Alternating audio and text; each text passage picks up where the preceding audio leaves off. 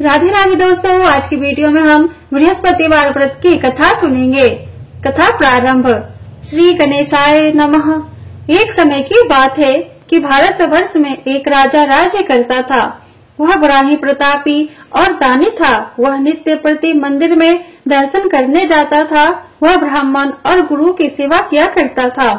उसके दरवाजे से कोई भी निराश होकर नहीं लौटता था तथा वह प्रत्येक गुरुवार को व्रत रखता एवं पूजन करता था। हर एक दिन गरीबों की सहायता करता, परंतु यह सब बातें उसकी रानी को अच्छी नहीं लगती थी। वह न व्रत करती और न किसी को एक पैसा तक दान में देती थी तथा राजा से भी ऐसा करने को मना किया करती थी। एक समय की बात है कि राजा तो शिकार खेलने वन को गए हुए थे। घर पर रानी और दासी थी। उस समय गुरु बृहस्पति देव एक साधु का रूप धारण कर राजा के दरवाजे पर भिक्षा मांगने गए। रानी से भिक्षा मांगी तो वह कहने लगी कि हे साधु महाराज, मैं इस दान और पुण्य से तो तंग आ गई हूँ। मेरे से तो घर का कार्य ही समाप्त नहीं होता। इस कार्य के लिए तो मेरे पति देव भी बहुत हैं। अब आप इस प्रकार की कृपा करें कि सब धन नष्ट हो जावे तथा मैं आराम से रह सकूं। साधु बोले, हे देवी, तुम तो बड़ी विचित्र हो। संतान और धन से कोई दुखी नहीं होता, इसको सभी चाहते हैं। पापी भी पुत्र और धन की इच्छा करता है। अगर आपके पास धन अधिक हो तो भूखे मनुष्यों को भोजन कराओ, प्याव लगाओ, ब्राह्मणों को दान दो, धर्मशाला बनवाओ, कुआं, तालाब, बावड़ी, बाग, बगीचों आदि के निर्माण कराओ तथा निर्धन मनुष्यों की कुमारी कन्याओं का विवाह कराओ और अनेकों यज्ञ आदि कर्म करो। इस प्रकार के कर्मों से आपका कुल का और आपका नाम परलोक में सार्थक होगा एवं स्वर्ग की प्राप्ति होगी। मगर वह रानी इन बातों से खुश न हुई। वह बोली, हे साधु महाराज, मुझे ऐसे धन की भी आवश्यकता नहीं जिसे अन्य मनुष्यों को दान दूं तथा जिसको संभाल कर रखने में ही मेरा सारा समय बर्बाद हो जाए। साधु ने कहा, हे देवी, तुम्हारी ऐसी इच्छा है तो ऐसा ही होगा। मैं तुम्हें बताता हूँ, वैसा ही करना। बृहस्पतिवार के दिन घर को गोबर से लीपना, अपने केसों को धोना, केसों को धोते समय स्नान करना, राजा से कहना वह हजामत करवाए, भोजन में मांस मदिरा खाना, कपड़ा धोबी के यहाँ धुलने डालना। इस प्रकार 7 बृहस्पतिवार करने से तुम्हारा सब धन नष्ट हो जाएगा। यह कहकर वह साधु महाराज वहाँ से अंतर्ध्यान हो गए। रानी ने साधु के कहने के अनुसार वैसा ही किया। 3 बृहस्पतिवार ही बीते थे कि उसका समस्त धन संपत्ति नष्ट हो गया और भोजन के लिए भी दोनों समय परिवार तरसने लगा तथा सांसारिक भोगों से दुखी रहने लगे। तब वह राजा रानी से कहने लगा कि रानी, तुम यहाँ पर रहो, मैं दूसरे देश जाऊँ, क्योंकि यहाँ पर मुझे सभी मनुष्य जानते हैं, इसलिए कोई कार्य भी यहाँ नहीं कर सकता। देश चोरी परदेश भीख बराबर है। ऐसा कहकर राजा परदेश चला गया। वहाँ जंगल में जाता और लकड़ी काट कर लाता और शहर में बेचता। इस तरह जीवन व्यतीत करने लगा। इधर राजा के घर रानी और दासी दुखी रहने लगी। किसी दिन भोजन मिलता और किसी दिन जल पीकर ही रह जाती। एक समय रानी और दासी को 7 दिन बिना भोजन के व्यतीत हो गए तो रानी ने अपनी दासी से कहा, हे दासी, यहाँ पास ही के नगर में मेरी बहन रहती है। वह बड़ी धनवान है। तू उसके पास जा और वहाँ से 5 सेर बेझर मांग कर ले आ, जिससे कुछ समय के लिए गुजर हो जाएगा। इस प्रकार रानी की आज्ञा मानकर दासी रानी के बहन के पास गई तो रानी की बहन उस समय पूजन कर रही थी, क्योंकि उस रोज बृहस्पतिवार का दिन था। जब दासी ने रानी की बहन को देखा और उससे बोली, हे रानी, मुझे तुम्हारी बहन ने भेजा है, मेरे लिए 5 सेर बेझर दे दो। इस प्रकार दासी ने अनेक बार कहा, परंतु रानी ने कुछ उत्तर नहीं दिया, क्योंकि वह उस समय बृहस्पतिवार की व्रत कथा सुन रही थी। इस प्रकार जब दासी को किसी प्रकार उत्तर नहीं मिला तो वह बहुत दुखी हुई और क्रोध भी आया और लौटकर अपने गांव रानी के पास आकर बोली, हे रानी, आपकी बहन बहुत ही घमंडी है। वह छोटे लोगों से बात भी नहीं करती। जब मैंने उससे तुम्हारा संदेश कहा तो उसने कोई उत्तर नहीं दिया। मैं वापस चली आई। रानी बोली, हे दासी, इसमें उसका कोई दोष नहीं। जब बुरे दिन आते हैं तब कोई सहारा नहीं देता। अच्छे बुरे का पता विपत्ति में ही लगता है। जो ईश्वर की इच्छा होगी वही होगा। यह सब हमारे भाग्य का दोष है। इधर उस रानी ने देखा कि मेरी बहन की दासी आई थी, परंतु मैं उससे नहीं बोली, इससे वह बहुत दुखी हुई होगी। यह सोच कथा को सुन और विष्णु भगवान का पूजन समाप्त कर वह रानी अपनी बहन के घर चल दी और जाकर अपनी बहन से कहने लगी कि हे बहन, जिस समय तुम्हारी दासी मेरे पास गई थी तब मैं बृहस्पतिवार का व्रत कर रही थी, परंतु जब तक कथा होती है तब तक ना उठते हैं और ना बोलते हैं, इसलिए मां ना बोली। कहो दासी क्यों गई थी? रानी बोली, हमारे घर में अनाज नहीं था, वैसे तुमसे कोई बात छिपी नहीं है, इसी कारण मैंने दासी को तुम्हारे पास 5 सेर बेझर लेने के लिए भेजा था। रानी बोली, बहन, बृहस्पति भगवान सबकी मनोकामना पूर्ण करते हैं, देखो शायद तुम्हारे घर में अनाज रखा हो। इस प्रकार का वचन जब रानी ने सुना तो घर के अंदर गई और वहाँ से उसे एक घड़ा बेझर का भरा मिल गया। तब तो वह रानी और दासी बहुत ही खुश हुई और दासी कहने लगी, हे रानी देखो, वैसे हमको जब अन्न नहीं मिलता तो हम रोज ही व्रत करते हैं, अगर इनसे व्रत की विधि और कथा पूछ ली जाए तो उसे हम भी किया करेंगे। तब उस रानी ने अपनी बहन से पूछा कि हे बहन, बृहस्पतिवार के व्रत की कथा कैसे है तथा वह व्रत कैसे करना चाहिए? रानी की बहन ने कहा, इस व्रत में चने की दाल मुनक्का से विष्णु भगवान का केले की जड़ में पूजन करे तथा दीपक जलावे, पीला भोजन करे तथा कहानी सुने। इस प्रकार करने से गुरु भगवान प्रसन्न होते हैं, अन्न पुत्र धन देते हैं और मनोकामना पूर्ण करते हैं। इस प्रकार रानी और दासी दोनों ने निश्चय किया कि बृहस्पति भगवान का पूजन जरूर करेंगे। 7 दिन बाद जब बृहस्पतिवार आया तो उन्होंने व्रत रखा, घुड़साल में जाकर चना गुड़ बिन लाई तथा उसकी दाल से केले की जड़ तथा विष्णु भगवान का पूजन किया। अब भोजन पीला कहाँ से आवे? बेचारी बहुत दुखी हुई, परंतु उन्होंने व्रत किया था, इस कारण गुरु भगवान प्रसन्न थे। वे महात्मा के रूप में 2 थालों में सुंदर पीला भोजन लेकर आए और दासी को देकर बोले, हे दासी, यह तुम्हारे और रानी के लिए भोजन है, तुम दोनों करना। दासी भोजन पाकर बहुत प्रसन्न हुई और रानी से बोली, चलो रानी जी भोजन कर लो। रानी को इस विषय में कुछ पता नहीं था, इसलिए वह दासी से बोली, तू ही भोजन कर, क्योंकि तू हमारी व्यर्थ में हंसी उड़ाती है। दासी बोली, एक महात्मा भोजन दे गए हैं। रानी कहने लगी, वह भोजन तेरे लिए ही दे गए हैं, तू ही भोजन कर। दासी ने कहा, वह महात्मा हम दोनों को 2 थालों में भोजन दे गए हैं, इसलिए हम और तुम दोनों ही साथ साथ भोजन करेंगी। इस प्रकार रानी और दासी दोनों ने गुरु भगवान को नमस्कार कर भोजन प्रारंभ किया तथा वह प्रत्येक बृहस्पतिवार को गुरु भगवान का व्रत और विष्णु भगवान का पूजन करने लगी। बृहस्पति भगवान की कृपा से फिर रानी और दासी के पास धन हो गया। रानी फिर उसी प्रकार आलस्य करने लगी। तब दासी बोली, देखो रानी, तुम पहले भी इस प्रकार आलस्य करती थी, तुम्हें धन रखने में कष्ट होता है, इस कारण सभी धन नष्ट हो गया। अब गुरु भगवान की कृपा से धन मिला है तो फिर तुम्हें आलस्य होता है। बहुत मुसीबतों के बाद हमने यह धन पाया है, इसलिए हमें दान पुण्य करना चाहिए। तुम भूखे मनुष्य को भोजन कराओ, प्याव लगाओ, ब्राह्मणों को दान दो, कुआं, तालाब, बावड़ी आदि का निर्माण कराओ, मंदिर पाठशाला बनवाकर दान दो, कुमारी कन्याओं का विवाह कराओ, धन को शुभ कार्यों में खर्च करो, जिससे तुम्हारे कुल का यश बढ़े तथा स्वर्ग प्राप्त हो और पितृ प्रसन्न होवे। तब रानी ने इसी प्रकार के कर्म करने प्रारंभ किए तो काफी यश फैलने लगा। एक दिन रानी और दासी विचार करने लगी कि ना जाने राजा किस दशा में होंगे, उनकी कोई खोज खबर नहीं है। गुरु भगवान से उन्होंने प्रार्थना की और भगवान ने रात्रि में राजा को स्वप्न में कहा, हे राजा, उठ, तेरी रानी तुझको याद करती है, अपने देश को चला जा। राजा प्रातः काल उठा और विचार करने लगा, स्त्री जाति खाने और पहनने की साथी होती है, परंतु भगवान की आज्ञा मानकर वह अपने नगर के लिए चलने को तैयार हुआ।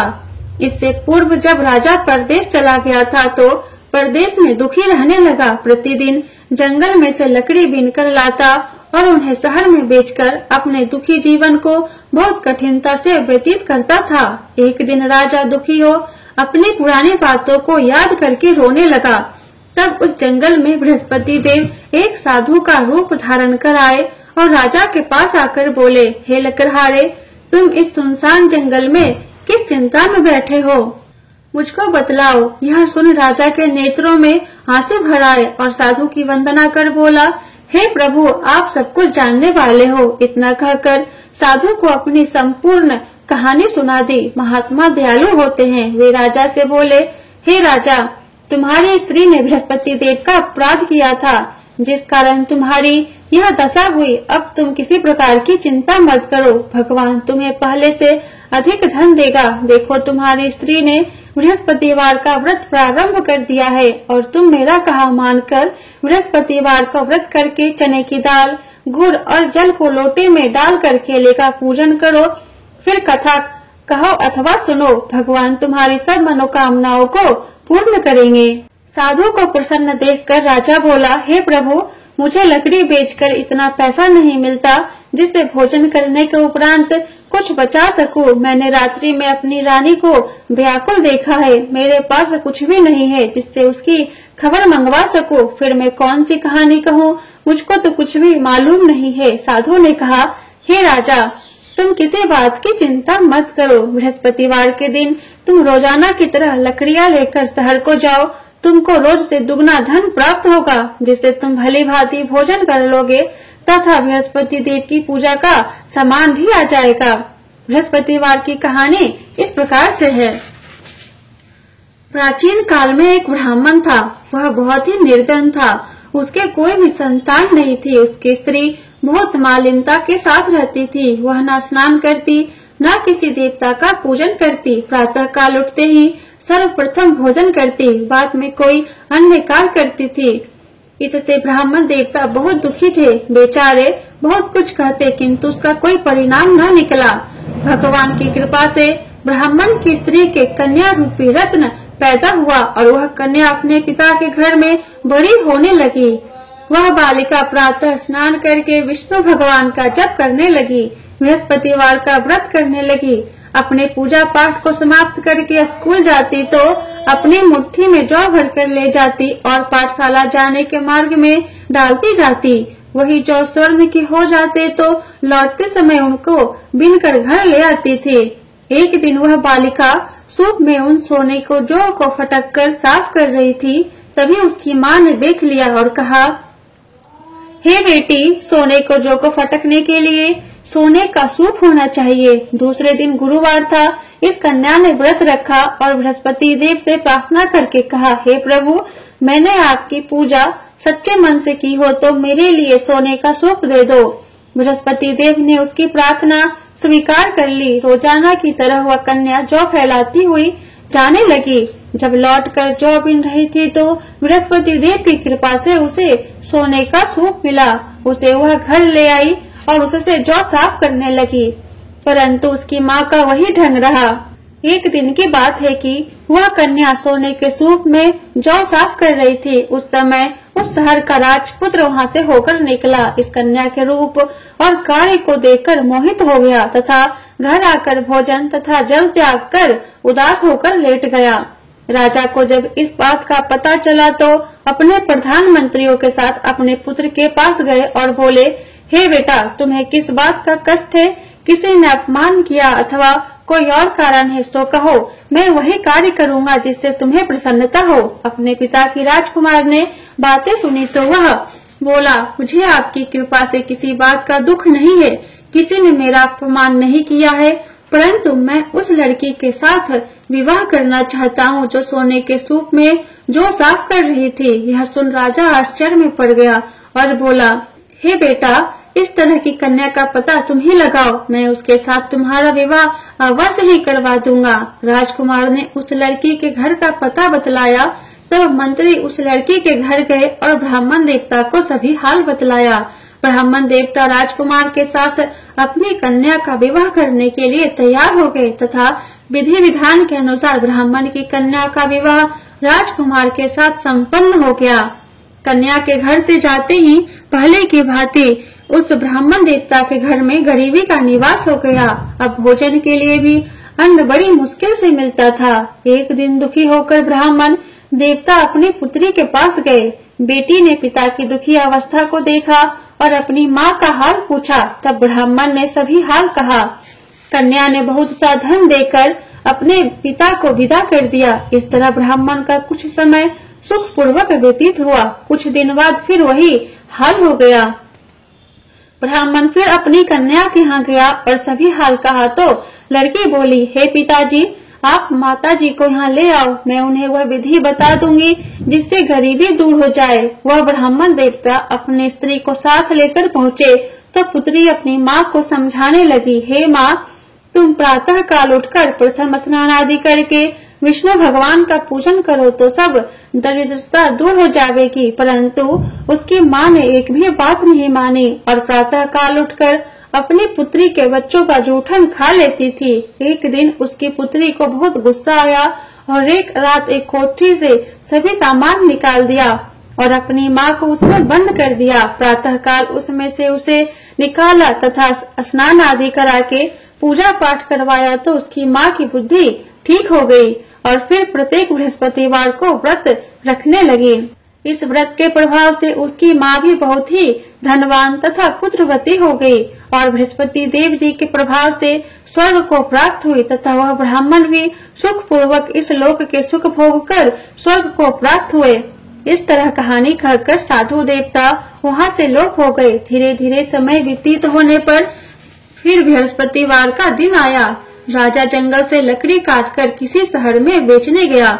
उसे उस दिन और दिनों से अधिक धन मिला। राजा ने चना गुड़ आदि लाकर बृहस्पति देववार का व्रत किया। उस दिन से उसके सभी कलेश दूर हुए। परंतु जब दोबारा गुरुवार का दिन आया तो बृहस्पतिवार का व्रत करना भूल गया। इस कारण बृहस्पति भगवान नाराज हो गए। उस दिन उस नगर के राजा ने विशाल यज्ञ का आयोजन किया तथा शहर में यह घोषणा करा दी कि कोई भी मनुष्य अपने घर भोजन न बुलावे तथा आग भी न जलावे। समस्त लोग मेरे यहाँ भोजन करने आवे। इस आज्ञा को जो न मानेगा उसके लिए फांसी की सजा दी जाएगी। इस तरह की घोषणा संपूर्ण नगर में करवा दी गई। राजा की आज्ञा अनुसार शहर के सभी लोग भोजन करने गए, लेकिन लकड़हारा कुछ देर से पहुंचा, इसलिए राजा उसको अपने साथ घर लेवा ले गए और ले जाकर भोजन करा रहे थे तो रानी की दृष्टि उस खूंटी पर पड़ी जिस पर उसका हार लटका हुआ था। वह वहाँ पर दिखाई नहीं दिया। रानी ने निश्चय किया कि मेरा हार इस मनुष्य ने चुरा लिया है। उसी समय पुलिस बुलवाकर उसको जेल खाने में डलवा दिया।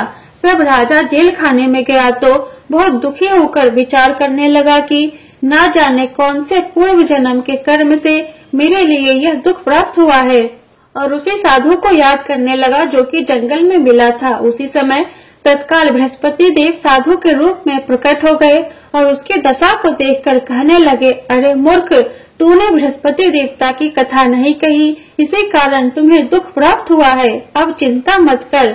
बृहस्पतिवार के दिन जेल खाने के दरवाजे पर 4 पैसे पड़े मिलेंगे, उनसे तू बृहस्पति देव की पूजा करना, तेरे सभी कष्ट दूर हो जाएंगे। बृहस्पतिवार के रोज उसे 4 पैसे मिले। राजा ने कथा कही। उसी रात्रि को बृहस्पति देव ने उस नगर के राजा को स्वप्न में कहा, हे राजा, तुमने जिस आदमी को जेल खाने में बंद कर दिया है वह निर्दोष है, वह राजा है, उसे छोड़ देना। रानी का हार उसी खूंटी पर लटका हुआ है। अगर तू वैसा नहीं करेगा तो मैं तेरे राज्य को नष्ट कर दूंगा।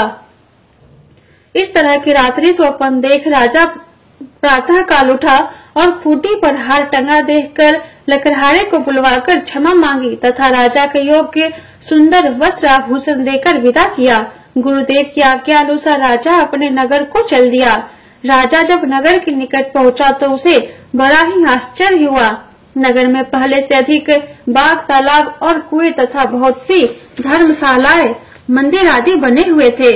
राजा ने पूछा कि यह किसका बाग और धर्मशाला है। तब नगर के सब लोग कहने लगे कि यह सब रानी और बांदी के है। तो राजा को आश्चर्य हुआ और गुस्सा भी आया। जब रानी ने यह खबर सुनी कि राजा आ रहे हैं तो उसने बांदी से कहा कि हे दासी, देख राजा हमको कितनी बुरी हालत में छोड़ गए थे। वह हमारी ऐसी हालत देखकर लौट न जाए, इसलिए तू दरवाजे पर खड़ी हो जा।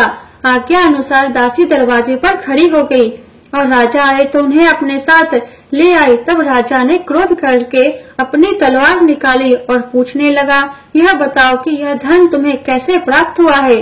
तब उन्होंने कहा कि हमें यह सब धन बृहस्पति देव के इस व्रत के प्रभाव से प्राप्त हुआ है। राजा ने निश्चय किया कि 7 रोज बाद तो सभी बृहस्पति देव का पूजन करते हैं, परंतु मैं रोजाना दिन में 3 बार कहानी कहा करूंगा तथा रोज व्रत किया करूंगा। अब हर समय राजा के दुपट्टे में चने की दाल बंधी रहती तथा दिन में 3 बार कहानी कहता। एक रोज राजा ने विचार किया कि चलो अपनी बहन के यहाँ हो आवे।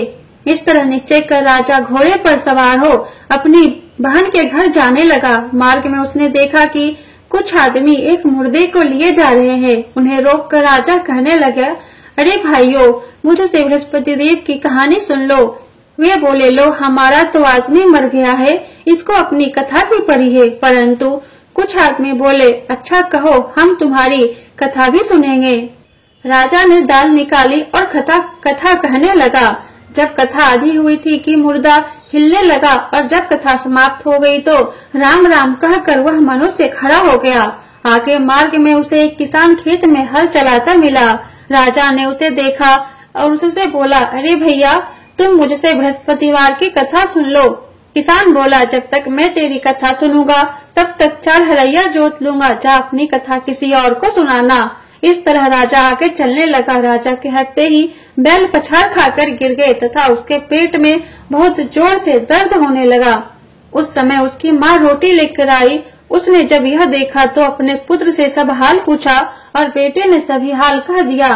तो बुढ़िया दौड़ी दौड़ी उस घुड़सवार के पास गई और उससे बोली, मैं तेरी कथा सुनूंगी, तू अपनी कथा मेरे खेत पर चलकर ही कहना। राजा ने बुढ़िया के खेत पर जाकर कथा कही, जिसके सुनते ही वह बैल खड़े हुए तथा किसान के पेट का दर्द बंद हो गया। राजा अपनी बहन के घर पहुंच गया। बहन ने भाई की खूब मेहमानी की। दूसरे रोज प्रातः काल राजा जागा तो वह देखने लगा कि सब लोग भोजन कर रहे हैं। राजा ने अपनी बहन से कहा कि ऐसा कोई मनुष्य है जिसने भोजन नहीं किया हो, मुझसे बृहस्पतिवार की कथा सुन ले। बहन बोली, हे भैया, यह देश ऐसा ही है, पहले यहाँ लोग भोजन करते हैं, बाद में अन्य काम करते हैं। अगर कोई पड़ोस में हो तो देख आओ।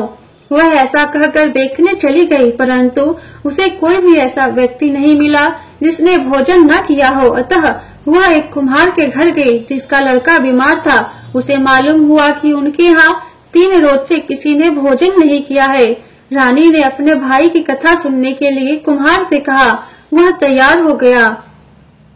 राजा ने जाकर बृहस्पतिवार की कथा कही, जिसको सुनकर उसका लड़का ठीक हो गया। अब तो राजा की प्रशंसा होने लगी। एक दिन राजा ने अपनी बहन से कहा कि हे बहन, हम अपने घर को जाएंगे, तुम भी तैयार हो जाओ। राजा की बहन ने अपनी सास से पूछा तो सास बोली, हाँ चली जा, परंतु अपने लड़कों को मत ले जाना, क्योंकि तेरे भाई को कोई संतान नहीं होती है। बहन ने अपने भैया से कहा, हे भैया, मैं तो चलूंगी मगर कोई बालक नहीं जाएगा। राजा बोला, जब कोई बालक नहीं चलेगा तब तुम ही जाकर क्या करोगी। बहुत दुखी मन से राजा अपने नगर को लौट आया। राजा ने अपनी रानी से कहा, हम निर्वंशी राजा है, हमारा मुंह देखने का धर्म नहीं है और कुछ भोजन आदि नहीं किया। रानी बोली, हे राजन, बृहस्पति देव ने हमें सब कुछ दिया है तो वो हमें संतान भी अवश्य देंगे। उसी रात को बृहस्पति देव ने राजा को स्वप्न में कहा, हे राजा, उठ, सभी सोच त्याग दे, तेरी रानी गर्भ से है। राजा को यह बात सुनकर बहुत खुशी हुई। 90 महीने में उसके गर्भ से एक सुंदर पुत्र पैदा हुआ। तब राजा बोला, हे रानी, स्त्री बिना भोजन के रह सकती है पर बिना कहे नहीं रह सकती। जब मेरी बहन आवे तो तुम उससे कुछ न कहना। रानी ने सुनकर हाँ कर दी। जब राजा की बहन ने यह शुभ समाचार सुना तो वह बहुत खुश हुई तथा बधाई लेकर अपने भाई के यहाँ आई। तभी रानी ने कहा, घोड़ा चढ़कर तो नहीं आई, गधा चढ़कर आई। राजा की बहन बोली, भाभी, मैं इस प्रकार ना कहती तो तुम्हें औलाद कैसे मिलती। बृहस्पति देव ऐसे ही है, जैसी जिसके मन में कामनाएं होती है सभी को पूर्ण करते हैं। जो सद्भावना पूर्वक बृहस्पतिवार का व्रत करता है एवं कथा पढ़ता है अथवा सुनता है और दूसरों को सुनाता है, बृहस्पति देव उसकी सभी मनोकामना पूर्ण करते हैं। भगवान बृहस्पति देव उनकी सदैव रक्षा करते हैं। संसार में सच्ची भावना और श्रद्धा से भगवान जी का पूजन व व्रत करते हैं, उनकी सभी मनोकामनाएं पूर्ण होती है। जैसे सच्ची भावना से रानी और राजा ने उनकी कथा का गुणगान किया तो उनकी सभी इच्छाएं बृहस्पति देव जी ने पूर्ण की थी। इसलिए सबको कथा सुनने के बाद प्रसाद लेकर जाना चाहिए। हृदय से उनका मनन करते हुए जयकारा बोलना चाहिए। बोलो बृहस्पति देव की जय, विष्णु भगवान की जय। इति बृहस्पतिवार की कथा समाप्त। ओम जय बृहस्पति देवा, स्वामी जय बृहस्पति देवा। छिन छिन भोग लगाऊं, छिन छिन भोग लगाऊं, कदली फल मेवा। ओम जय बृहस्पति देवा, स्वामी जय बृहस्पति देवा। तुम पूर्ण परमात्मा, तुम अंतर्यामी, स्वामी तुम अंतर्यामी। जगत पिता जगदीश्वर, जगत पिता जगदीश्वर, तुम सबके स्वामी, प्रभु तुम सबके स्वामी। ओम जय बृहस्पति देवा, स्वामी जय बृहस्पति देवा। चरणामृत निज निर्मल, सब पातक हरता, स्वामी सब पातक हरता। सकल मनोरथ दायक, सकल मनोरथ दायक, कृपा करो भरता। ओम जय बृहस्पति देवा, स्वामी जय बृहस्पति देवा। तन मन धन अर्पण कर, जो जन शरण परे, प्रभु जो जन शरण परे। प्रभु प्रकट तब होकर, प्रभु प्रकट तब होकर, आकर द्वार खड़े। ओम जय बृहस्पति देवा, स्वामी जय बृहस्पति देवा। दीन दयाल दयानिधि, भक्तन हितकारी, प्रभु भक्तन हितकारी।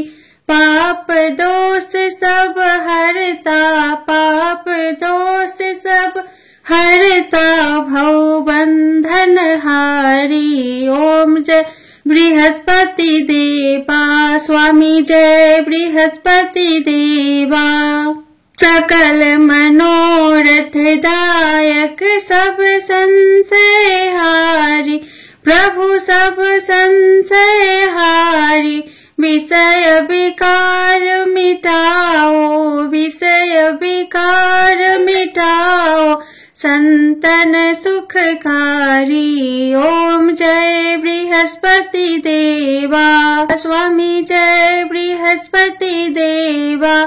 जो कोई आरती तेरी प्रेम सहित गावे, स्वामी प्रेम सहित गावे। ज्येष्ठानंद बंद सो निश्चय पावे। ओम जय बृहस्पति देवा, स्वामी जय बृहस्पति देवा। बोलो विष्णु भगवान की जय, बृहस्पति भगवान की जय।